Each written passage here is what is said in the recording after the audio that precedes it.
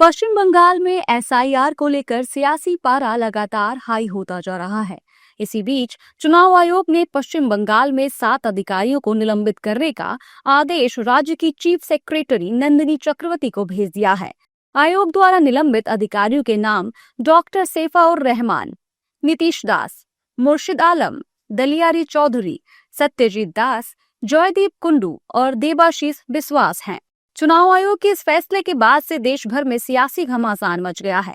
इस मुद्दे पर एनडीए के नेताओं ने चुनाव आयोग के फैसले का समर्थन किया है। लेकिन ये तो पता ही है कि एसआईआर बिहार में हुआ, तो पूरे बिहार में कहीं एक जगह कंप्लेन था। इतना बड़ा चुनाव हो गया, कोई बोला कि हमको वोट हमारा काट दिया गया या हम बूथ पर गए, हमारा नाम नहीं था। अब वहाँ एसआईआर हो रहा है तो कितना कहानी बनाया जा रहा है बंगाल में। तो बंगाल में डायरेक्शन जो है दिखाई पड़ रहा है कि उनके लिए अच्छा नहीं है चुनाव। तो अपना कुछ भी और हर एक समय कुछ ना कुछ क्रिएट करके रखना, तो बंगाल की अच्छी स्थिति थोड़ी ही है। पश्चिम बंगाल के जो अधिकारी हैं वो पश्चिम बंगाल सरकार के अधिकारी कम ममता बनर्जी और टीएमसी के अधिकारी के रूप में काम करते हुए ज्यादा दिखाई पड़ते हैं।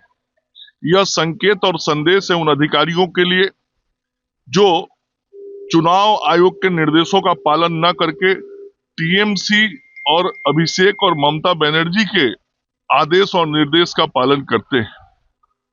चुनाव निष्पक्ष होना चाहिए, पारदर्शी होना चाहिए, सभी मतदाताओं को विश्वास और भरोसे में लेके काम होना चाहिए और इस काम में पश्चिम बंगाल की सरकार और उनके अधिकारी सहयोग नहीं कर रहे हैं और इसी का परिणाम मुझे लगता है कि इन अधिकारियों के ऊपर कार्रवाई करके चुनाव आयोग ने किया है। चुनाव आयोग एक संवैधानिक संस्था है, वो कुछ कर रहा है कि नहीं कर रहा है उसमें हमें बोलना नहीं, लेकिन हम लोग एसआईआर की प्रक्रिया को निष्पक्ष चाहते हैं। वहीं समाजवादी पार्टी ने चुनाव आयोग पर हमला बोलते हुए कहा कि यूपी में तो सैकड़ों अधिकारियों पर कार्रवाई होनी चाहिए। एसपी नेताओं ने यूपी में भी अधिकारियों पर कार्रवाई की मांग की। उत्तर प्रदेश में तो सैकड़ों लोगों के खिलाफ कार्रवाई होनी चाहिए। इलेक्शन कमीशन से मांग करूंगा भाई, अधिकारी से लेके सारे लोग बीजेपी के हैं तो बीजेपी के लिए पास कहने के बाद कुछ है भी।